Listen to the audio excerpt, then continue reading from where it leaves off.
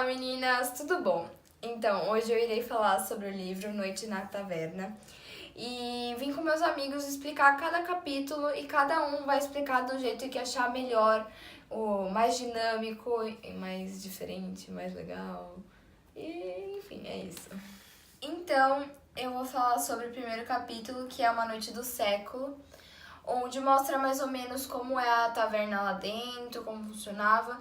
Então, o autor mostrou um diálogo entre alguns personagens, que são Archibald, Bertrand, John, Arnold e Solfieri. Eu não sei falar o nome, mas são esses. Eu não sei falar o nome, mas são esses. Mas são esses os nomes, enfim. Eles falavam sobre mulheres enquanto suas mulheres estavam dormindo. Eles falavam sobre suas loucuras noturnas e eles falavam muito de religião e essas coisas. Gente, agora eu vou falar sobre o segundo capítulo, que tem como nome Solfieri. Ele fez uma viagem para Roma e nessa viagem ele viu um vulto de uma mulher e seguiu ela até o cemitério. Nisso, o vulto sumiu, aí ele adormeceu lá mesmo. E esse vulto, ele ficou atormentando ele por um ano. E foi isso, vai contando essa história. Só que aí, depois de um ritual religioso, ele foi andar pela rua e encontrou o caixão da moça aberto. Ela tava lá morta. Aí nisso ele foi lá e fez sexo com ela. Aí depois disso, colocou ela no caixão, onde ela morreu depois de 2 dias. Aí nisso, ela não tava morta, tipo, ele achou que ela tava morta, só que ela não tava morta, ela teve um ataque. Só que ela morreu apenas depois de 2 dias porque ela tava dentro do caixão, então daí tava sem ar. E nisso, depois ele pediu pra um cara fazer uma estátua, uma moldura, uma estátua da mulher pra colocar no quarto dele. Vou falar sobre o terceiro conto, que se chama Bertrand. Bertrand conta sobre quando ele era apaixonado por uma mulher chamada Angela, e ele acabou casando com ela. Mas o seu pai, que estava na Dinamarca, estava muito doente, então ele vai visitá-la. Mas ele só voltou depois de 2 anos, e nesse tempo todo, Angela acabou se casando com outro homem e teve um filho com esse homem. Quando Bertrand voltou, os dois começaram a se encontrar frequentemente, até que um dia ela chama Bertrand para ir na casa dela. Quando ele entra na casa, está tudo completamente escuro. Ele sente um clima úmido e estranho.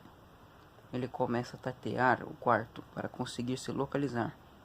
Mas aí quando ele encosta na cama, ele sente algo molhado, que eram o marido e o filho dela mortos. Então Angela se veste de homem e os dois fogem, e vão viver a vida. Mas ela acaba deixando ele.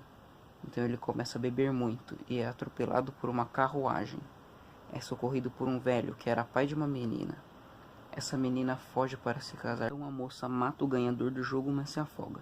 Bertrand então decide se matar pulando no mar, mas é salvo por marinheiros. No navio que ele estava, ele se apaixona pela mulher do comandante.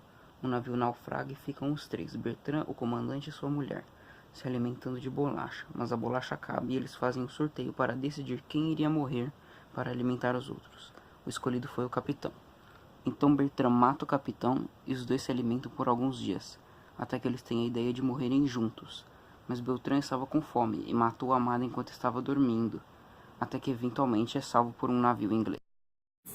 Bom, agora eu vou falar do quarto capítulo do livro, que se chama Genaro. Genaro disse que entrou como aprendiz do pintor Godofredo, que morava com Nausa, uma jovem de 20 anos, que era o seu segundo casamento, e com Laura, uma jovem de 15, que era fruto do seu primeiro casamento. Genaro sempre seduziu Laura, que acabou entrando em seu encanto e começou a frequentar o quarto do rapaz durante 3 meses. Laura acabou engravidando e implorou para que Genaro pedisse em casamento, mas ele negou, dizendo que estava apaixonado por Nausa, a esposa do pintor. Laura enfraqueceu e acabou adoecendo depois que seu pedido de casamento foi negado.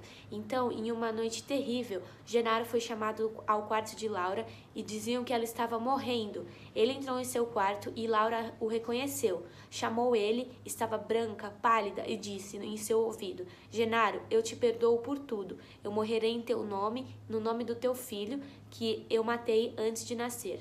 Genaro tornou-se amante de Náusea. Certo dia, em uma noite fria, saiu Genaro e Godofredo para conversarem. Godofredo começou a contar uma história, a real de sua vida, mostrando que sabia de todos os fatos, de que Genaro havia sido amante de sua filha e agora amante de sua esposa. Godofredo era um homem forte e musculoso, que acabou brigando com Genaro, que caiu de um abismo e só não morreu porque ficou preso em uma árvore. Depois de um dia e uma noite de delírios, acordou na casa de camponeses que o resgataram. Logo que ele sarou, partiu. No caminho, ele encontrou o punhal que Godofredo iria usar para matá-lo. Pegou a arma e se dirigiu até a casa de Godofredo, que parecia abandonada, mas mesmo assim ele entrou e foi até o ateliê do pintor, que estava vazio. Quando ele foi ao quarto do casal, encontrou Náusea morta, envenenada pelo marido, e logo depois encontrou Godofredo morto também, com um certo líquido verde saindo de sua boca. Cláudio Hermans era um cara muito rico que adorava apostar em corridas de cavalo. Em uma dessas corridas, passou uma moça andando a cavalo e ele ficou muito fascinado e muito admirado com ela. E ele acabou perseguindo ela e eles acabaram virando amigos. Depois ele foi descobrindo várias coisas sobre ela, descobriu que ela era casada. E aí teve um dia que eles estavam num baile, e aí depois do baile ela estava muito cansada, muito distraída. Ele foi lá e drogou ela e começou a seduzir ela e tal. E ele ficou nessa por um mês, drogando ela e se aproveitando dela. Depois disso, o marido de Eleonora, que era Duque Máfio, chegou para visitar ela no leito dela, só que antes disso, o Cláudio tinha pegado ela porque ele tinha ciúmes e fugido com ela por uma carruagem, para eles fugirem para outro lugar. Só que durante o caminho, ela acordou e perguntou quem ele era, porque ela nunca tinha visto ele na vida. Aí ela falou que nunca tinha amado ele e negou tudo que ele contou sobre a história deles. Só que ele contradiz ela, falando que se ela voltasse para a cidade, todo mundo ia saber os erros que ela fez, toda a baderna que eles fizeram juntos, aí ela seria desonrada por todo mundo.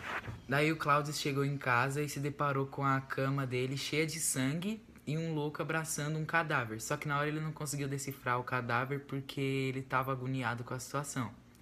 Mas depois ele decifrou que o louco era o marido da Eleonora, que era o Máfio, e depois ele descobriu que o cadáver era a Eleonora, ou seja, o Máfio matou a Eleonora por ciúmes, que nem ele tinha antes.